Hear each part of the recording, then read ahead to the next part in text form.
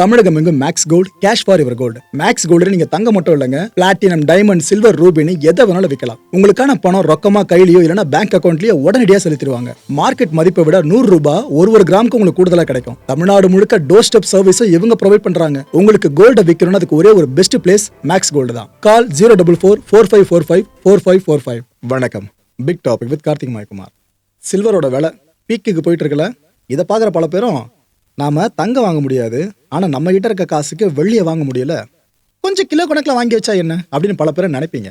அந்த முடிவை எடுக்கிறது எடுக்காம இருக்கிறது உங்க கையில இருக்கு. ஆனா இந்த கான்டென்ட்ல ஃபுல்லா டிராவல் பண்ணி முடிச்ச பிற்பாடு அந்த முடிவு எடுங்க. நிகழ்ச்சிக்குள்ள போலாம்.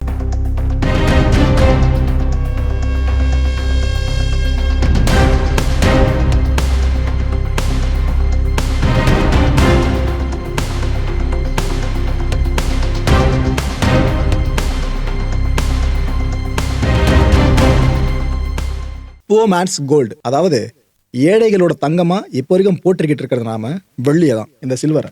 ஆனா தங்கத்தோடு கம்பேர் பண்றப்ப நம்மளோட ஆசை முழுக்க முழுக்க தங்கம் மேலதான் இருக்குமே தவிர வெள்ளி மேல இருக்காது. ஜென்ரேஷன் மாற இதே நேரம் தங்கத்து மேல இருக்க ஈர்ப்பு போய் வெள்ளி மேல அதிகமா ஈர்ப்பு வர ஆரம்பிச்சிருச்சு. இது ஏதோ நம்மகிட்ட அவ்வளவு காசு இருக்கு அதனால தங்கத்தை வாங்கிடுவோம், ஆனா வெள்ளி எதுக்கு அப்படின்ற மமதையில சொல்ற நினைக்காதீங்க. தங்கத்தை பெருசா வாங்கவே முடியாது போல இருக்கு, அதனால வெள்ளியை வாங்கிடுவோன்னு பல பேர் நினைக்க ஆரம்பிச்சிட்டாங்க. இந்த நினைப்ப ஒரு 10 பேர் நினைக்கிறது வேற உலகத்துல. ஆனால் உலக மக்கள் எல்லாம் நினைக்க ஆரம்பிச்சிட்டா டிமாண்ட் பீக்குக்கு போகல, அவ்வளோதான் வெள்ளியோட விலை ராக்கெட் வேகத்தில் போய்கிட்டு இருக்கு மேலே. ஹிஸ்டாரிக்கல் ரேலிங்க 2025 இப்போ வரைக்குமே வெள்ளியோட விலை பெருசாக வீழவே இல்லை, மேலே மேலே மேலே மேலேன்னு போயிட்டு இருக்கு. இந்த வருஷத்தோட ஃபர்ஸ்ட் ட்ரேடிங் டே இருக்குல்ல, அப்போ மட்டுமே பார்த்தீங்கன்னா வெள்ளி கிட்டத்தட்ட 3% வரைக்கும் அதோட மதிப்பு மேலே போச்சு. இட் மீன்ஸ் விலை 3% வரைக்கும் மேலே போச்சு. இப்போ ஒரு அவுன்ஸ் எடுத்துக்கிட்டீங்கன்னா இந்த வெள்ளி $72 சர்வதேச சந்தையில். இது இன்னும் நம்ம மக்களுக்கு புரியுற மாதிரி சொல்லணும்னா ஒரு 30 கிராம்ஸ்னு வச்சுக்கோங்களேன். 30 கிராம்ஸ் வெள்ளியோட விலை இந்த அளவுக்கு மேலே போயிருக்கு. இதைத்தான் இன்டர்நேஷனல் மார்க்கெட்டில் அவுன்ஸ் வகையில் அதை வகைப்படுத்துவாங்க. 2025 மட்டுமே இந்த சில்வர் இருக்குல்ல, இதோட விலை எவ்வளோ தெரியுமா பீக்குக்கு போச்சு? 150%. இதுக்கு முன்னாடி இந்த வெள்ளியை அந்த ரேட்டுக்கு வாங்கியிருப்பாங்கள சில ஆண்டுகளுக்கு முன்னாடிக்குன்னு, அவங்க 2025 அதே வெள்ளியோட மதிப்பை பார்க்குறப்ப வாயை பிளந்திருப்பாங்க, இன்ப அதிர்ச்சி அடைஞ்சிருப்பாங்க. என்ன 150% ரிட்டர்ன்ஸ் கொடுத்துருக்குது அப்படின்னு சொல்லிட்டு. இது சில்வரோட பெஸ்ட் எவர் பர்ஃபார்மன்ஸ் சொல்லலாங்க. 2025 சில்வர் எல்லா அசட் கிளாஸையும் காலி பண்ணிடுச்சு. குறிப்பிட்டு சொல்லணும்னா இந்த S&P 500 இருக்கட்டும், நாஸ்டாக்கா இருக்கட்டும், கோல்டு, பிட்காயின்னு இது எல்லாத்தை விட அதிகமான ரிட்டர்ன்ஸ் கொடுத்ததா ஒரு பெரிய பேரை வாங்கினது வெள்ளி தான். எப்போ? போன வருஷமே அந்த ரெக்கார்ட்லாம் உடச்சிச்சு. போன வருஷம் எல்லா நாடுகளோட அரசாங்கங்களும் இந்த சில்வர் சார்ந்த அப்ரோச் இருக்குல்ல, அவங்களோட அப்ரோச் அதில் மாற்றம் பண்ணிட்டாங்க. பொதுவாக எல்லா நாடுகளோட மத்திய வங்கிகள் சார்ந்து கோல்டில் தான் அவங்க ஃபோக்கஸ் பண்ணுவாங்க. ஆனால் 2025 எல்லா நாடுகளோட அரசாங்கங்களும் வெள்ளி மேலே அதிகமாக ஃபோக்கஸ் பண்ண ஆரம்பிச்சிட்டாங்க. ஏப்பா கம்மியாக இருக்கும்போதே வாங்கி குவிச்சு வச்சிருவோம், இதுக்கப்புறம் மற்ற நாடுகள் நம்மளுக்கு ஏற்றுமதி பண்ணுவான கூட தெரியாதுன்னு அப்பயே உஷாராயிட்டாங்க. ஸ்ட்ராட்டஜிக் அசட்டாக வெள்ளி இதுக்கப்புறம் மாற ஆரம்பிச்சிடுச்சு. ஏன்னா அரசாங்கங்களே இந்த ஃபோக்கஸ் பண்ணும்போது ஸ்ட்ராட்டஜிக் அசட்டாக மாறாமையாக இருக்கும். இம்பார்ட்டன்ட் ரேர் எர்த் மெட்டலாக இந்த வெள்ளியை கருத ஆரம்பிச்சிட்டாங்க லிட்டரலா. இதுவும் நடந்துச்சு. ஸோ எல்லா நாடுகளோட அரசாங்கங்களும் அவங்க கிட்ட இருக்க வெள்ளி இருப்பு இருக்குல்ல, இதை அப்படியே நம்மளே வச்சுப்போம், இதை இன்க்ரீஸ் வேணா பண்ணுவோம், இதை குறைய விட வேணான்னு எக்ஸ்போர்ட் சார்ந்த விஷயங்கள்ல சில லிமிடேஷன்ஸையும் அவங்க கொண்டு வந்துட்டாங்க. இது இன்னும் தொடர்ந்துகிட்டு இருக்கு. சரி, இந்த உலக நாடுகள் ஏதோ ஒரு உலகத்தை ஃபாலோ பண்ணி தான் நிறைய விஷயங்களை பண்ணும். அதே மாதிரி இந்த விஷயத்துல யாருன்னா முன்னோடி இருக்கான்னு கேட்டீங்கன்னா வேற யாரு? அமெரிக்கா தான். ஆக்சுவலாக அமெரிக்கா தான் முறையில் இந்த வெள்ளி விலை ஏறுறதுக்கு காரணமாக அமைஞ்ச நாடு. எப்படின்னு தெரியலையா? தெளிவாக சொல்கிற மக்கள், இந்த அமெரிக்காவில் ஒரு டிபார்ட்மெண்ட் இருக்குங்க, இன்டீரியர் டிபார்ட்மெண்ட் அப்படின்னு சொல்லிட்டு.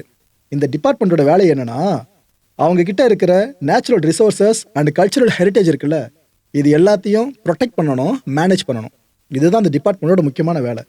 அப்பேற்பட்ட இந்த டிபார்ட்மெண்ட் என்ன பண்ணிட்டாங்க, கடந்த 2025 நவம்பர் மாதம் வாக்கில் அவங்களோட ஒரு பர்டிகுலர் லிஸ்ட்டு ஒன்றத்தை மாடிஃபை பண்ணிட்டாங்க. அந்த லிஸ்ட்டில் கிரிட்டிக்கல் மினரல்ஸ்னு எதெல்லாம் இருக்கோ அது எல்லா பேரையும் கொண்டு வந்து வச்சுருப்பாங்க. இதுக்கு முன்னாடி வரைக்கும் அந்த லிஸ்ட்டில் வெள்ளியோட பேர் கிடையாது. ஆனால் 2025 நவம்பரில் வெள்ளியை உள்ளே கொண்டு வந்துட்டாங்க அந்த லிஸ்ட்டில். ஸோ கிரிட்டிக்கல் மினரலாக ஒரு விஷயம் உள்ளே வருது அந்த லிஸ்ட்டில் அப்படின்னா அது அவ்வளோ சீக்கிரம் அமெரிக்கா விட்டுருமா? அவங்ககிட்ட அதை அதிகமாக வச்சுக்கவும் பார்ப்பாங்களே, அதையெல்லாம் பண்ண ஆரம்பிச்சிட்டாங்க. ஆக்சுவலாக அந்த உலகத்தோட மிகப்பெரிய சில்வர் இம்போர்ட்டர் யாருன்னு நினைக்கிறீங்க? அமெரிக்கா தான். எந்த அளவுக்குன்னா ஒட்டுமொத்தமாக யூஸ் பண்ணுறதுல 3/2 பங்கை அவங்க இம்போர்ட் மட்டுமே பண்ணிட்டு இருக்காங்க. அப்போ பாருங்க அமெரிக்கா எந்த அளவுக்கு வெள்ளியை சேர்த்து சேர்த்து சேர்த்து வச்சுக்கிட்டு இருக்குன்னு சொல்லிட்டு. இது பத்தாதுன்னு கிரிட்டிக்கல் மினரல் லிஸ்ட்டில் கொண்டு வந்துட்டாங்களா, சும்மா விடுவாங்களா? மொத்தமாக உள்ள டம்ப் பண்ண ஆரம்பிச்சிட்டாங்க. இதுதான் வைட்டல் இன்க்ரீடியன்ட்டுங்க இந்த வெள்ளி தான். எதுக்கு நினைக்கிறீங்க? நாம் ஏதோ நகைகள்லாம் செஞ்சு போகிறதுக்கா? அதுக்கு சொல்லலை. நிறைய பேரும் அந்த வெள்ளினாலே ஆபரணம் சார்ந்து மட்டும் தான் நினச்சிட்டு இருப்பீங்க. மேக்ஸிமம் பண்ணினா பார்னு சொல்லிட்டு இருப்போம், அவ்வளோதான்.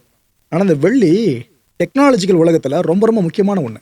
இந்த ஆர்டிஃபிஷியல் இன்டெலிஜென்ஸாக இருக்கட்டும், அப்புறம் இந்த டெக்னாலஜி சார்ந்த பல பொருட்களாக இருக்கட்டும், அதெல்லாம் உருவாக்குறதுக்கு பிரதானமான ஒரு மூலப்பொருள் இந்த சில்வர் தான். உதாரணத்துக்கு சோலார் பேனல்ஸ் இருக்குல்ல, அதை உருவாக்க வெள்ளி தேவை. எலக்ட்ரானிக் வெஹிக்கிள்ஸ் இருக்குல்ல, அதை உருவாக்க வெள்ளி தேவை. அப்புறம் இந்த மிலிட்ரி டெக்னாலஜி நிறைய, அதுக்கு கம்பல்சரியாக வெள்ளியை உள்ள அவங்க போட்டே ஆகணும். இது கூடவே இந்த கன்சூமர் எலக்ட்ரானிக்ஸ் நிறைய இருக்குங்க. அது எல்லாத்துக்கும் வெள்ளியோட தேவை ரொம்ப ரொம்ப ரொம்ப ரொம்ப முக்கியம். ஸோ வெள்ளின்ற விஷயம் எவ்வளோ பெருசாக இருக்குன்னு இப்போ லிட்டரலாக தெரிஞ்சிருக்கும். இதனால தான் சில்வர் ப்ரைஸ் பீக்குக்கு போய்கிட்டு இருக்கு ஒரு நாளும். அமெரிக்கா எப்படிலாம் பிஹேவ் பண்ணிட்டு இருக்குல்ல, இதை நிறைய நாடுகளும் உற்று நோக்கிட்டு சரி நாம தனி வழிலாம் ஃபாலோ பண்ண வேணாம், நம்ம அமெரிக்கா ஃபாலோ பண்ணுவோம்னு முடிவு பண்ணிட்டாங்க. அமெரிக்கா என்னென்ன செய்யுதோ அதை அந்தந்த நாடுகளும் செய்ய ஆரம்பிச்சிட்டாங்க. ட்ரேடர்ஸ்லாம் இருக்காங்களா உலகம் முழுக்க, அவங்க ஸ்டாக்ல வெள்ளியை எடுத்து எடுத்து எடுத்து சேர்க்க ஆரம்பிச்சிட்டாங்க. ஏற்கனவே சேர்த்து வச்சிருக்க வெள்ளியை அவ்வளோ சீக்கிரம் அவங்க கொடுக்கறதுக்கு மனசு இல்லை, அதை ஹோல்ட் பண்ணிட்டாங்க. பிகாஸ் வெள்ளியோட விலை இன்னும் அதிகமாக மேலே போகும், அப்போ நம்ம தள்ளி விட்டோனாக்கா நாம் பெரிய ப்ராஃபிட்டை பார்ப்போன்னு வெயிட் பண்ணிகிட்டே இருந்தாங்க. அதுவும் அமெரிக்கன் ட்ரேடர்ஸ்லாம் இந்த வேலையை தான் 100% பண்ணிட்டு இருந்தாங்க. ஸோ சில்வர் ப்ரைஸு மேலே மேலே மேலே போய்கிட்டே இருந்துச்சா, அவங்களுக்கு நல்ல கொள்ள லாபமாக கிடச்சிக்கிட்டு இருக்கா, இன்னும் மேலே தான் போயிட்டு இருக்கு. அமெரிக்கா பற்றி சொல்லிட்டேன், சைனா பற்றி சொல்லாமல் இருந்தால் எப்படி? சைனா என்ன பண்ணிச்சு, இந்த சில்வர் எக்ஸ்போர்ட் கண்ட்ரோல்ஸ்னு சில விஷயங்களை கொண்டு வந்துட்டாங்க. ஏற்கனவே இருக்கு, அது இன்னும் டைட்டாக்குனா எப்படிங்க இருக்கும், அந்த விஷயத்தை பண்ணிட்டாங்க. இட் மீன்ஸ் சைனா கிட்ட இருந்து எந்தெந்த நாடுகள் எந்தெந்த கம்பெனிஸ் வெள்ளியை வாங்குறாங்க, எந்த அளவுக்கு நம்ம வெள்ளியை அவங்களுக்கு ஏற்றுமதி பண்ணணும், எந்த அளவுக்கு குறைச்சிக்கலாம், இதில் நம்ம விசுவாசிகள் யாரு, நம்ம நட்பு நாடுகள் யாரு, அங்கே இருக்க கம்பெனிஸ் என்னென்னு ஒரு பெரிய லிஸ்ட்டை போட ஆரம்பிச்சிட்டாங்க. இதில் புதிய புதிய ரெஸ்ட்ரிக்ஷன்ஸையும் அவங்க இந்த மாதிரி இன்ட்ரடியூஸ் பண்ணிட்டாங்க, இந்த ஒரு கண்ட்ரோல்ஸை பேஸ் பண்ணி. இது மூலமாக பார்த்தீங்கன்னா கோட்டா பேஸ்ட் அப்ரோச்சை கொண்டு வராங்க. கோட்டா மீன்ஸ் இப்போ இந்த நாடுக்கு இவ்வளோதான்ப்பா, இந்த கோட்டா முடிஞ்சிச்சு, அந்த நாடுக்கு இவ்வளோ ஏற்றுமதி பண்ணால் போதும் வெள்ளியை, அந்த கோட்டா முடிஞ்சிச்சு, கோட்டாக்கு மேலே எதையுமே கொடுக்க வேணாம் அப்படின்ற முடிவு எடுத்துட்டாங்க. லைசன்சிங் லிஸ்ட்னு சொல்லுவாங்க. அதாவது வெள்ளியை சைனாலிருந்து வாங்கிக்கலாம் அப்படின்னு பல கம்பெனிஸ் லைசன்ஸை ஹோல்ட் பண்ணியிருப்பாங்க.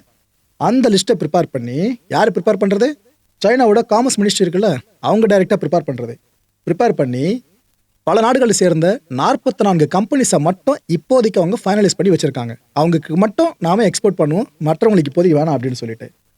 சைனா தான் இந்த உலகத்திலேயே அதிகப்படியாக வெள்ளியை சப்ளை பண்ணுறவங்க. ஒரு பக்கம் அமெரிக்கா வெள்ளி அதிகமாக வாங்குறவங்க, இன்னொரு பக்கம் சைனா அதிகமாக வெள்ளியை சப்ளை பண்ணுறவங்க. எந்த அளவுக்குன்னா இந்த ஆர்டிஃபிஷியல் இன்டெலிஜென்ஸ் அப்புறம் நிறைய டெக்னாலஜி சார்ந்த கம்பெனிஸ் இருக்குது பார்த்தீங்களா, இது போல் கிட்டத்தட்ட இந்த உலகத்தோட 70% பெரிய பெரிய கம்பெனிஸ்லாம் சைனா கிட்ட இருந்து தான் வெள்ளியை வாங்கிட்டு இருக்காங்க.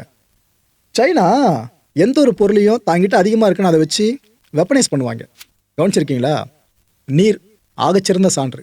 தண்ணியை ஆயுதமாக மாற்றுற நாடு சைனா தான். அவங்க வெள்ளியை ஆயுதமாக மாற்ற மாட்டாங்களா என்ன? நாளை பின்ன இந்த அமெரிக்கா பண்ணுது பாருங்க, டாலர் ஆயுதமாக வச்சுக்கிட்டு இருக்கல, அதே போல் இவங்களும் இதை ஆயுதமாக்கினா உலக நாடுகள் தாங்காது. எக்ஸ்பர்ட்ஸ் இப்போ என்ன சொல்கிறாங்கன்னா, ஏன்பா சைனா இதெல்லாம் பண்ணாதுன்னு நினச்சிட்டு இருக்கீங்க, எங்களுக்கு நல்லா சைனா பற்றி தெரியும், கண்டிப்பாக அவங்க ஃபியூச்சரில் இந்த வெள்ளியவும் வெப்பனைஸ் பண்ணுவாங்கன்னு சொல்லியிருக்காரு. இந்த விஷயம் யாருக்கு புரிஞ்சதோ இல்லையோ, எலான் மஸ்க் இருக்கார்ல, அவருக்கு தெளிவாக புரிஞ்சிருச்சு. அந்த மனுஷன் இப்போ ரியாக்ட் பண்ணியிருக்காரு, திஸ் இஸ் நாட் குட்னு போட்டிருக்காரு. ஏன்னா அமெரிக்காவும் சைனாவும் சம போட்டியாளர்கள், பிஸ்னஸ்லையும் பொலிட்டிக்கல் ரீதியாகவும். அப்படி இருக்கிறப்ப நாளை பின்ன சைனாவை நம்பி தான் நாம் பிஸ்னஸ் பண்ணுன்ற நிலமை வந்துருமோன்னு எலான் மஸ்க் பதற ஆரம்பிச்சிட்டாரு.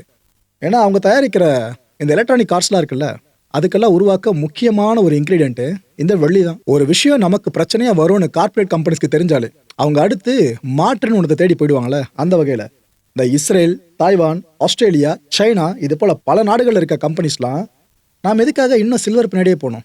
சில்வருக்கு பதிலாக காப்பர் இருக்குல்ல, இதை நம்ம ரீப்ளேஸ் பண்ணால் என்ன? ஏன்னா இந்த காப்பரில் சாலிட் ஸ்டேட் பேட்டரிஸ் இருக்குல்ல, இது சார்ந்து நம்ம ஃபுல்லாக கொண்டு வந்துட முடியும். அப்படி இருக்கிறப்ப நம்ம இதிலேயே ஃபுல்லாக பயன்படுத்திப்போமே, எதுக்கு இங்கே வேறு வெள்ளியை கொண்டு வந்து நம்ம அவ்வளோ அமௌண்ட் கொடுத்து வாங்கி நம்ம அந்தளவுக்கு ப்ரைஸை ஏற்றிட்டோம்னாக்கா பொருள் எதுவும் சேலம் ஆகாது, யாரும் வாங்க ரெடியாக இருக்க மாட்டாங்க கன்சியூமர்ஸ்லாம். அதனால் நம்ம எதுக்காக எந்த ஒரு விஷயத்தை பண்ணக்கூடாதுன்னு காப்பர் பக்கம் நோக்கி ஓட ஆரம்பிச்சிட்டாங்க. இப்போ இந்த நாடுகளில் இருக்க கம்பெனிஸ் ஓட ஆரம்பிக்கிறத பார்த்து இந்த உலகத்தில் இருக்க மற்ற நாடுகளோட கம்பெனிஸும் சில்வருக்கு பதிலாக காப்பர்னு அப்படி ஓட ஆரம்பிச்சிட்டாங்க. இது எதுக்காக சொல்கிறேன்னு புரியுதா மக்களே? தங்கம் அதிகமாகிடுச்சுன்னு வெள்ளி பக்கம் வந்தோம், வெள்ளி விலை அதிகமாகிடுச்சுன்னு அடுத்து காப்பர் பக்கம் போவாங்க. நீங்கள் அடுத்து எந்த பக்கம் போனோம்? Okay, it's up to you மக்களே, உங்கள் டிசிஷன் அது. இந்தியாவில் இப்போ எடுத்துக்கிட்டிங்கன்னா போன வருஷம் சில்வரோட விலை கிட்டத்தட்ட 100% வரைக்கும் மேலே போயிருக்கு. 100%. இப்போ பார்த்தீங்கன்னா 1 கிலோ வெள்ளியோட விலை 2,40,000 ரூபாவை தாண்டுது. 2013 இந்தியாவில் பார்த்தீங்கன்னா கிட்டத்தட்ட 25% சப்ளைஸ் சைனாலேருந்து தான் வந்துட்டு இருந்துச்சு நம்மளுக்கு வெள்ளி பேஸ் பண்ணி. இது இப்போ எவ்வளோ திரும்ப மேலே போயிருக்கு? 40%ங்க, 40% மேலே போயிருக்கு. சைனா இல்லாமல் நம்ம நாட்டில் சில்வர் சார்ந்து எதனா விஷயம் நடக்குதுனாக்கா எந்த அளவுக்கு டிமாண்ட் பெருசாகும், விலை இன்னும் பீக்குக்கு போகும். யோசிச்சு பாருங்க. ஆனால் ஏற்கனவே வெள்ளி இந்த அளவு விலையேறி நிற்குது. இது பத்தாதுன்னு ஸ்டில் ரொம்ப பெரிய டிமாண்ட் மட்டும்தான் சர்வதேச அரங்கில் வெள்ளிக்கு ஏற்பட்டிருக்கு. ஸோ சில்வர் அப்படின்றத நம்ம இது வரைக்கும் ஒரு கமாடிட்டியாக பார்த்துட்டு இருந்தோம்ல, இனிமேல் அப்படி பார்க்க மாட்டோம். ஸ்ட்ராட்டஜிக் அசட்டாக தான் இதுக்கப்புறம் பார்ப்போம்னு நினைக்கிறேன். பொதுவாக திருடனுங்களுக்கு பார்த்தீங்கன்னா கோல்டு மேலே அதிகமான ஈர்ப்பு இருக்கும். பாட்டி ஒருத்தவங்க காதில் பெருசாக தொங்க தொங்க கம்பல் போட்டு போனாலே காதோடு அறுத்துட்டு போகிறவங்க நிறைய பேர் இருப்பானுங்க. இப்போ அதுமாதிரி ஆட்கள் கவனம் எங்கே திரும்ப போகுது? சில்வர் பக்கமும் சேர்ந்து திரும்ப போகுது. அதனால் மக்களே உஷாராக இருங்க. கோல்டு தான் திருடுவானுங்க, சில்வர் ஒன்றும் பண்ண மாட்டாங்கன்னு நினச்சிங்கன்னா அவனுங்க இப்போ ஆப்ஷன் கிடச்சிச்சுல, அடுத்த சில்வரை விலையை எடுத்து இதே எடுத்துகிட்டு போய் விற்றா கொஞ்சம் காசு பார்க்கலான்னு உஷாராக இருந்துக்குங்க. இதை மட்டும் மறந்துடாதீங்க. இந்த ஒரு விஷயத்தை நான் முக்கியமாக இங்கே சொல்லிடுறேன். ஏன்னா இது வரைக்கும் கான்டென்ட் ட்ராவல் பண்ணிட்டு ஓகே நான் சில்வரை வாங்கியே தருவேன் பல பேர் அடம்பிடிக்கிற மாதிரிலாம் போவீங்க. கொஞ்சம் வெயிட் பண்ணிவிடுங்க. கடந்த 2025 டிசம்பர் 29 இந்த நாள் தான் சில்வர் ஒரு ரெக்கார்ட் ஹையை ஹிட் பண்ணிச்சுங்க. அதாவது ஒரு அவுன்ஸ் சில்வரோட விலை பார்த்தீங்கன்னா $82.67 பீக்குக்கு போச்சு. ஹிஸ்டாரிக்கல் ஹை இது ஆக்சுவலா. அந்த டைம்ல இந்தியாவில் பார்த்தீங்கன்னா 1 கிலோ வெள்ளியோட விலை 2,54,000 மேலே இருந்துச்சு. எவ்வளோ பெருசாக இருந்திருக்கல. ஓகே, இதுக்கு அடுத்து சில மணி நேரங்கள் நடந்துச்சு பாருங்க. ஒரு விஷயம் 10% டவுனு. சட்டுன்னு மேலே ஏறின வெள்ளியோட விலை சடான கீழே வர ஆரம்பிச்சுது. இது எதுக்காகன்னு பார்த்தீங்கன்னா இந்த ப்ராஃபிட் டேக்கிங்னு சொல்லுவாங்க. அதாவது வெள்ளி அதிகமாக வாங்கி குவிச்சிட்டு மக்கள் அதிகமாக இந்த பக்கம் ஓடி வரும்போது நிறைய இன்ஃப்ளோ இருக்குல்ல, ஃபண்ட் இன்ஃப்ளோ இந்த வெள்ளி சார்ந்து. அதுக்கப்புறம் அந்த டைமில் அவங்க விலையை விற்று விட்டுருவாங்க. இது பிறகு நிறைய பேர் விற்று தள்ளாங்களா, அதனால் அந்த 10% வரைக்கும் கீழே டவுன் ஆச்சு. இது கூட இன்னொரு காரணம், யுக்ரைன் ரஷ்யா கான்ஃப்ளிக்ட்ல இது அமைதி பேச்சுவார்த்தைப்பா, போர் சீக்கிரம் நின்ற போதுப்பா அப்படின்ற செய்தி வெளியே வரவே அதுவும் இதுக்கான காரணமாக அமைஞ்சிருந்துச்சு. ஏன்னா உலக நாடுகளில் பதட்டம் இருக்கிற வரைக்கும் தான் தங்கம் வெள்ளியோட விலை மேலே போயிட்டு இருக்கும். உலகம் அமைதி ஆகிட்டா அந்த விலை கீழே ட்ராப் ஆகிடும். இதான் சிம்பிளான விஷயமே. ஏற்கனவே 3 முறை இந்த சில்வரோட மதிப்பு பார்த்தீங்கன்னா பீக்குக்கு போயிட்டு சடானு கீழே விழுந்திருக்கு. ஹிஸ்டாரிக்கல் வைஸில் நிறைய முறை விழுந்திருக்கு. அதில் பெரிய அளவுக்கு பார்த்தீங்கன்னா 3 முறை நடந்திருக்கு. சென்னையில் கடந்த டிசம்பர் மாதத்துக்கான வெள்ளியின் நிலவரத்தை இங்கே பார்த்துருங்க. போன வருஷம் டிசம்பர் 1 பார்த்தீங்கன்னா 1 கிலோ வெள்ளியோட விலை $1,96,000. டிசம்பர் 31 எடுத்துக்கிட்டீங்கன்னா அந்த விலை $2,57,000 மேலே போச்சு. எவ்வளோ ரிட்டர்ன்ஸ் பார்த்தீங்களா? இந்த டிசம்பரில் ஹையஸ்ட் ரேட் எப்பன்னு பார்த்தீங்கன்னா டிசம்பர் 27 $2,85,000. அந்த லோ வெர்ஷன் எடுத்துக்கிட்டா இதே டிசம்பரில் $1,96,000 டிசம்பர் 1 அண்ட் ஓவரால் பர்ஃபார்மன்ஸ் எடுத்துக்கிட்டிங்கன்னா டிசம்பர்லேயும் வெள்ளி விலை மேலே தான் போயிட்டுருக்கு. பர்சன்டேஜ் சேஞ்ச் எடுத்துக்கிட்டா 31.12% பீக்குக்கு போயிருக்கு. இதெல்லாம் ஒரு வருஷத்துக்கு 10 வருஷத்துக்கு சொல்கிற ஸ்டாட்ஸ் இல்லை. வெறும் டிசம்பர் மாதம் மட்டும் போன வருஷம் பேஸ் பண்ணி இந்த ஸ்டாட்ஸை சொல்லிட்டு இருக்கேன். ஸோ எல்லாருக்கும் ஒன்று தெளிவாக தெரியுது, கோல்டை விட அதிகமாக வெள்ளி பர்ஃபார்ம் பண்ண ஆரம்பிச்சிச்சு அப்படின்ட்டு. ஆனால் எத்தனை நாட்களுக்கு? இதுதான் பெரிய கேள்வி. மக்கள் இந்த கான்டென்ட்டை பொறுத்தவரைக்கும் நாமளாக சிந்திக்க வேண்டிய விஷயம் ஒன்று தான். ராக்கெட் எவ்வளோ வேகமாக மேலே போகுது அதே அளவுக்கு அது கீழே விடும். புரிஞ்சிருச்சா? அதனால் இன்வெஸ்ட் பண்ணுற உங்களோட கஷ்டப்பட்ட பணம் இருக்குல்ல, யோசிச்சு இன்வெஸ்ட் பண்ணுங்க. எல்லாரும் போய் விடுறான்னு விழுந்துடாதீங்க. ஏன்னா திடீர்னு எல்லாம் வெளியே வந்துருவாங்க, நீங்கள் மாட்டிப்பீங்க. இன்வெஸ்ட்மெண்ட்டை நீங்கள் ஆரம்பிக்கிறது மேட்டரே இல்லை, அது எப்போ முடிக்கிறீன்றது பாருங்க, அதான் பெரிய விஷயமே. அடுத்த நிகழ்ச்சியை சந்திக்கலாம். நன்றி, வணக்கம். தமிழகம் எங்கும் Max Gold, cash for your gold. Max Gold நீங்க தங்க மட்டும் இல்லைங்க, பிளாட்டினம், டைமண்ட், சில்வர், ரூபினி எதை வேணாலும் விற்கலாம். உங்களுக்கான பணம் ரொக்கமா கையிலயோ இல்லைன்னா பேங்க் அக்கௌண்ட்லயோ உடனடியாக செலுத்திடுவாங்க. மார்க்கெட் மதிப்பை விட $100 ஒரு கிராமுக்கு உங்களுக்கு கூடுதலா கிடைக்கும். தமிழ்நாடு முழுக்க டோர் ஸ்டெப் சர்வீஸ் இவங்க ப்ரொவைட் பண்றாங்க. உங்களுக்கு கோல்ட விற்கணும்னு அதுக்கு ஒரே ஒரு பெஸ்ட் பிளேஸ் மேக்ஸ் கோல்டு தான். கால் 04445454545. என் நண்பர் மாயம் ஸ்டுடியோஸ் நேயர்களே, மாயம் பக்தின்னு ஆன்மீகத்துக்காக பிரத்யேகமா ஒரு சேனலை கொண்டு வந்திருக்கோம். மறக்காம சப்ஸ்கிரைப் பண்ணி அந்த சேனலுக்கு உங்களோட ஆதரவை மனப்பூர்வமா தெரிவிங்க. வணக்கம் மாயம் ஸ்டுடியோஸ் நண்பர்களே. மாயம் ட்ரெண்ட்ஸ் அப்படின்ற ஒரு புதிய ஃபேஸ்புக் பேஜை ஓப்பன் பண்ணியிருக்கோம்.